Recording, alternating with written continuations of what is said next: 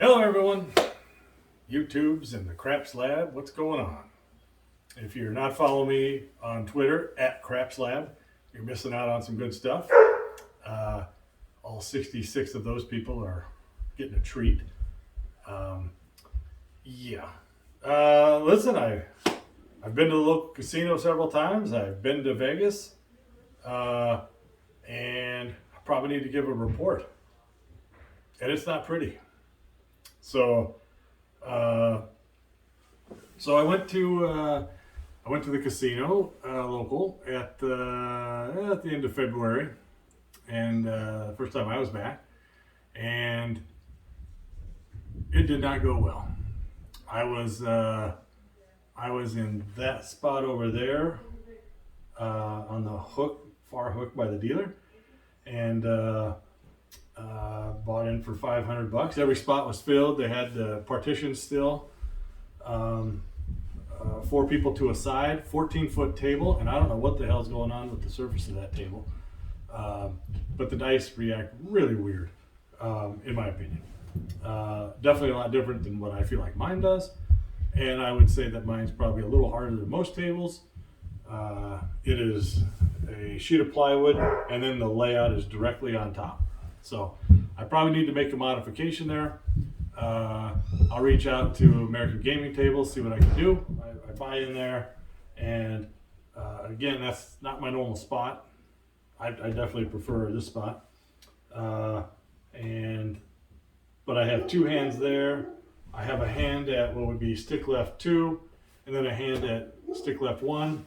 Stick left 1 at my table would be right here, 12-foot table. Stick left 2 is going to be right here at this. You see that? Right at there. So it took me several trips there to figure out I gotta scoot back and adjust. And it's amazing what happened when I scooted back. A lot fewer 10 plus hands. Ugh, yeah, right. Further backyard. And I believe that's a thought that I have. The further out you are, the fewer big hands you have. I actually didn't roll horribly over there. I made a point, hit several numbers, 7 out, less than 10, probably 5 or 6. I think it was probably 6. And the other one was probably roughly the same. I mean, each hand I hit a point, so that's good. But if you're putting money out there or across or inside even, and you're not hitting it enough times to cover those bets, then you're going to be a net loser, right? From stick left 2, I know I 0.7'd out. From stick right or stick left 1, I had a decent toss, probably another 0.7 out. So I mean, that's not good. 2.7 outs in 1, 2, 3, 4, 5 times shooting the dice. I feel like I need a lot more time throwing on those tables. And that was my first trip back. I bought in for 500, cashed out with 0. Yes, that's why this is Confessions of a Craps Player. Okay folks, we're on the plane and we're headed out here shortly. Be in Vegas in 3 hours. So then I go to Vegas. I was in Vegas from Wednesday, March 3rd to,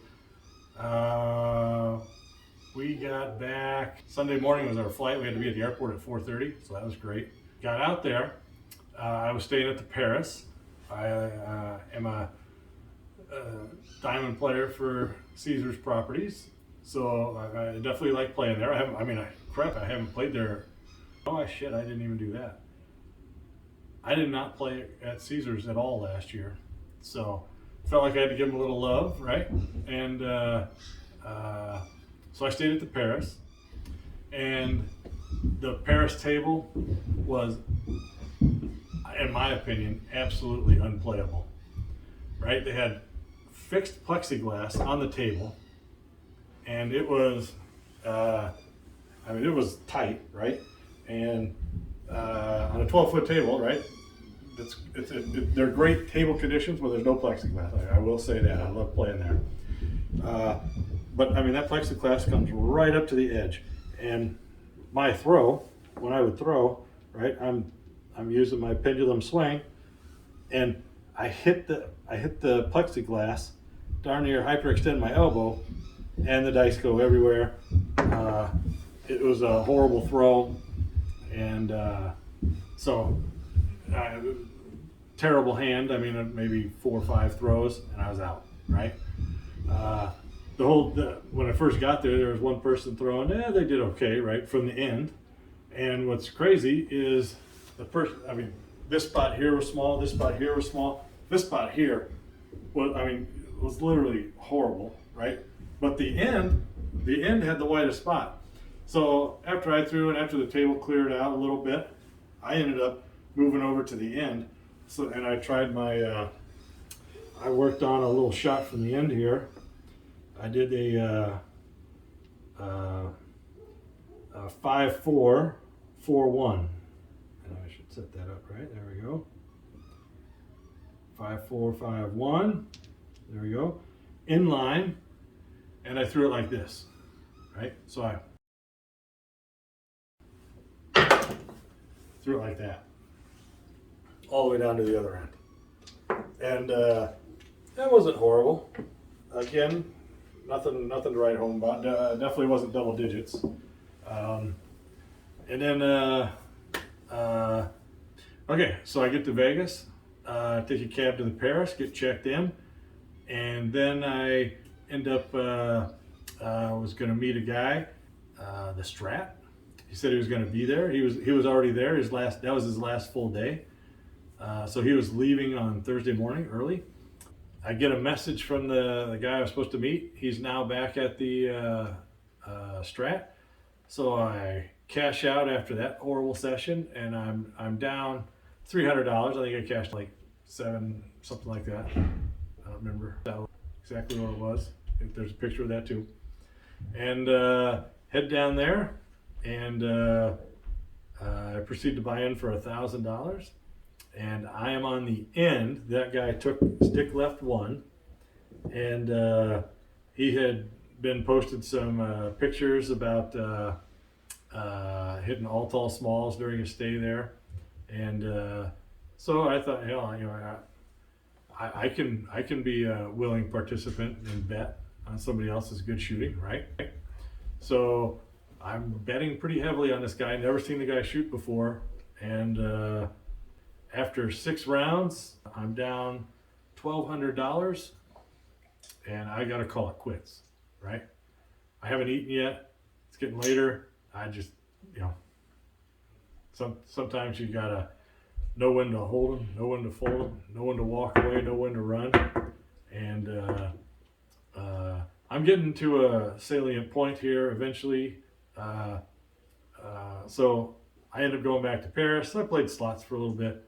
I ended up having dinner at the Mon Ami Gabi, so that was a nice break. Beautiful steak. Throw in some onion soup at a French restaurant, and ooh, Nelly, that's good. French baguette, really good meal. Great view. I mean, if you enjoy people watching, the Bellagio fountains and the smell of pot, that's a great place to have dinners out there on the patio of Mon Ami Gabi. So a little endorsement for them, like that place. Let's see.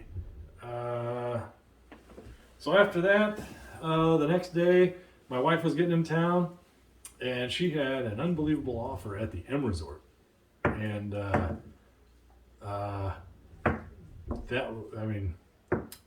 things weren't going well.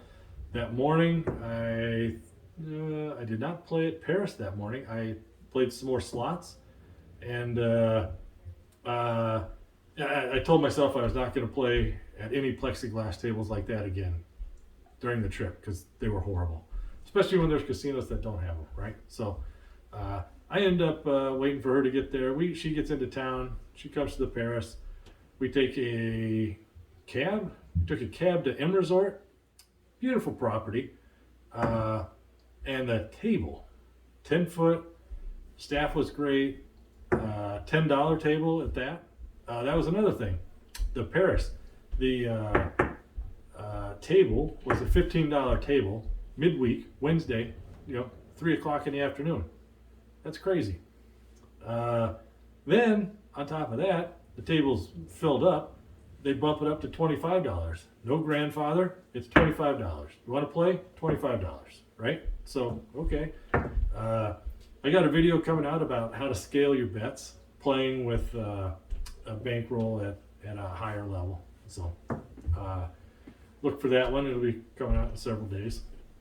But so I'm at the M Resort, and I want to play before dinner, right? So she goes off and does her thing. I go off and do my thing, and I buy in for $1,000, and it goes around a couple times. So there's no dividers.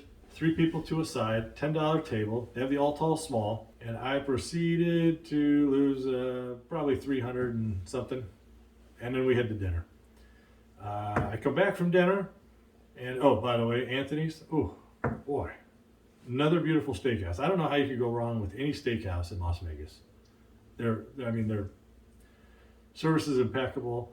The food quality is amazing. The choices are amazing, right? Yeah, it's a great time. Views are always great. I get done with dinner, and we play a little more, and I tank the rest of that money. So I probably even bought in for $1,000 again when I came back total, and tanked it. Just, I think what this channel has done to me, and what my shooting on this table here has done to me, is given me a false sense of confidence that I can do this anywhere at any time. And I'm just gonna come out and say it right now. It is not happening. And I'll say after the end of February trip to my local casino, and the trip to the Strat, and the little venture at Paris, and then that first day at the M Resort, my confidence was shot. Absolutely shot. But guess what? I got a shooter's mentality, right? Like a basketball player. I got a shooter's mentality that didn't stop me from taking my shots, and I still took the dice every time I could get them, and tried to get my spot.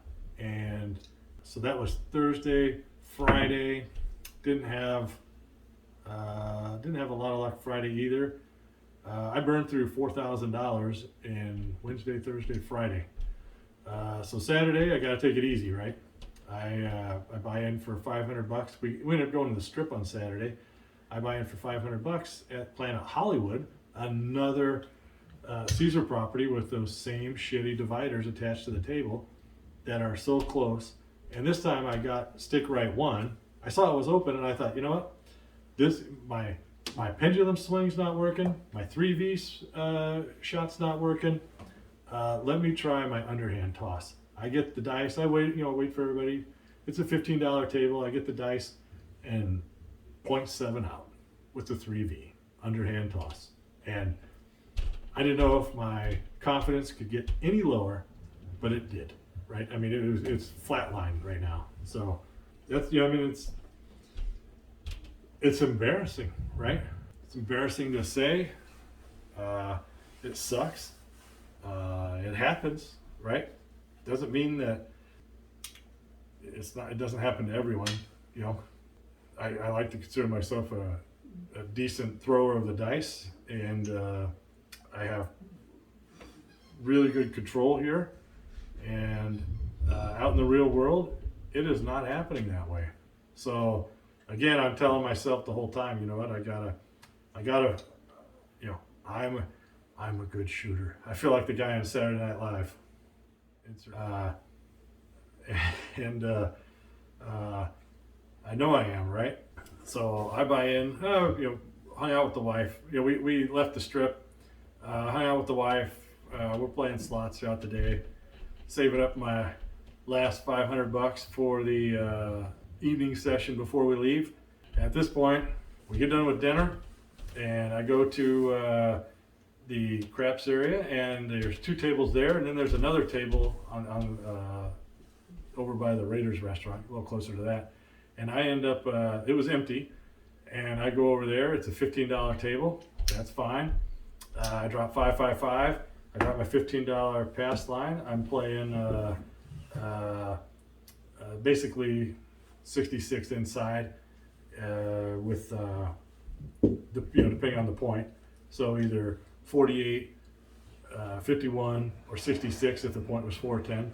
And I was able to throw by myself for probably 3 or 4 hands before people started joining the table. And I hit what did I hit? I hit an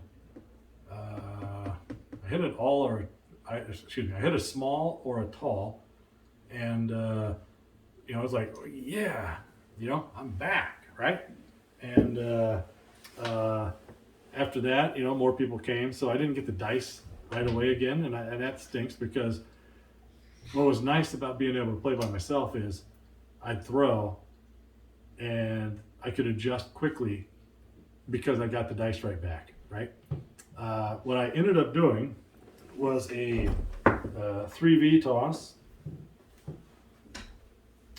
I was doing a 3V, no backswing, and I was just taking this thing and I was trying to drop it between the 10 and the 12 on the field. When I was doing my nice high arcing shot, those dice were bouncing all over the place, right? I felt like I would hit, 6 inches from the wall, and those things would ricochet out. And I don't know what that's from. I don't know if that's because the wall was extra bouncy or the table. But the table, you could knock on it. It was a little, little something in there. Anyway, I'm doing something like this, and those dice would roll all the way to the wall, bounce back. I guess from anywhere from 0 to 18 inches, I guess. But for the most part, they were 6 to 12, and that felt a lot better than what I was doing before. And that's how I got my confidence back. And with other people at the table, I had 5-5-5 up there, and I hit the all tall small and filled up my chip rail. Ended up cashing out for $1,500, and that was a really good feeling. Great way to end the trip. We ended up leaving for the airport at 4:30 in the morning. I went to bed at probably 10 o'clock. So it was a great trip. Really liked that hotel. We'll probably be back. What else? That was the 7th is when we got back. It's now March 31st, and I've played probably 3 more times at the local casino. One time I bought in for $500, cashed out with $250. That did not feel good, but compared to the first time, I had $250, so that felt better, right? The next time I cashed out for like $70 out of 500, and then the last time I tanked again.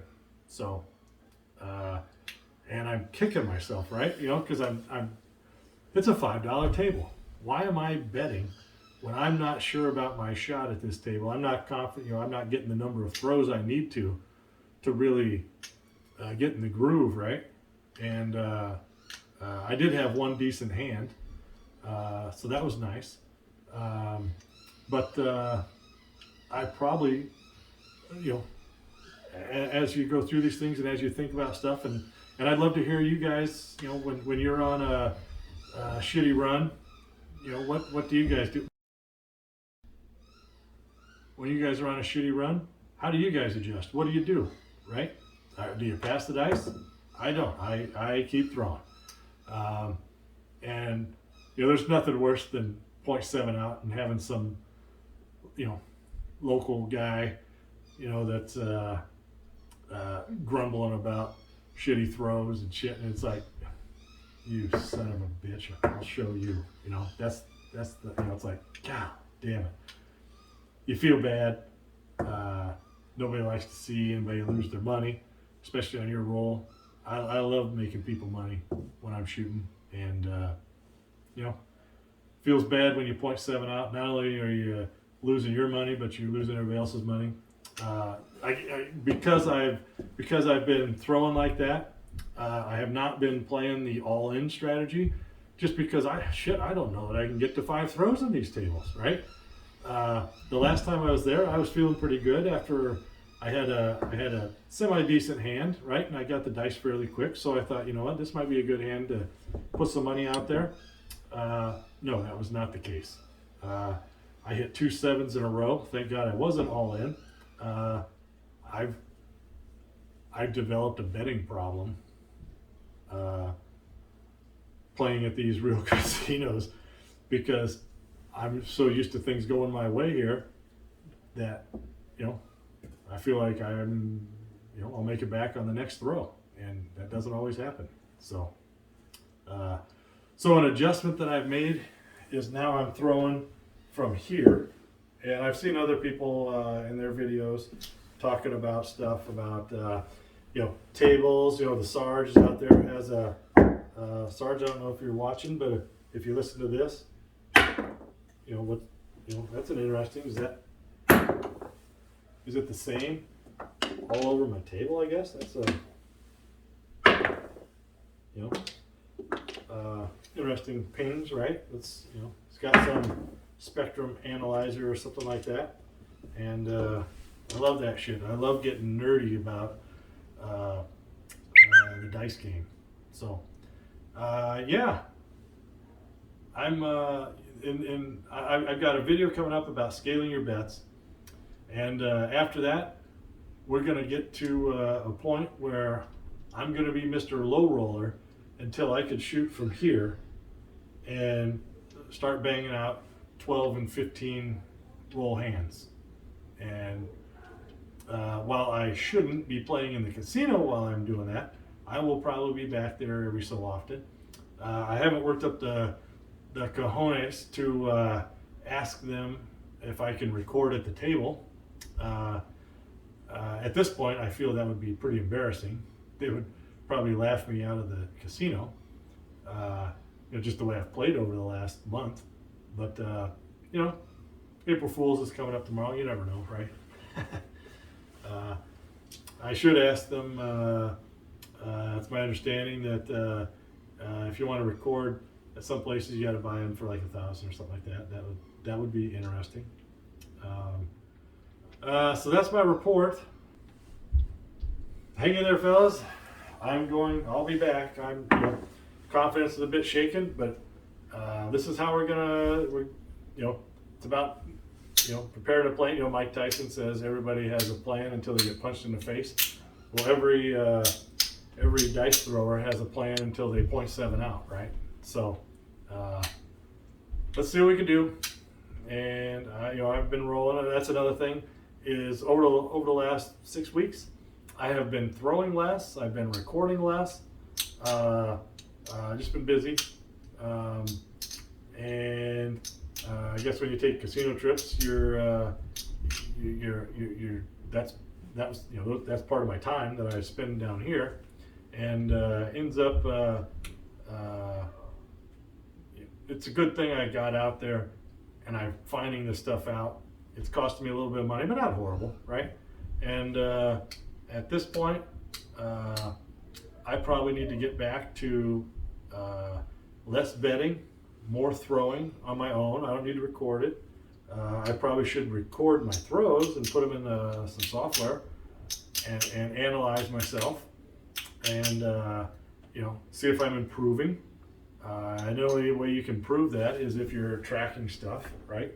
So that's what I'm going to do, and we're going to see if we can't turn this ship around and get back on track and take this out to the field and kick some ass, right? And I hope to bring you along. My goal is to turn this into a vlog style, more entertaining style video. Hopefully more entertaining. If you've ever watched poker vlogs, here's one, and here's another one. And if you've ever heard of Daniel Negreanu, he makes a great World Series vlog series. That's ultimately what I'd love to do with my craps game and my channel. So anyway, hey, thanks for watching, And good luck at those tables. Let's see what we can do here. I'm using the 2 different colored dice so I can tell which dice is doing what. That's really good. And that was a 7. So, yay me, right? All right. Good luck, everybody.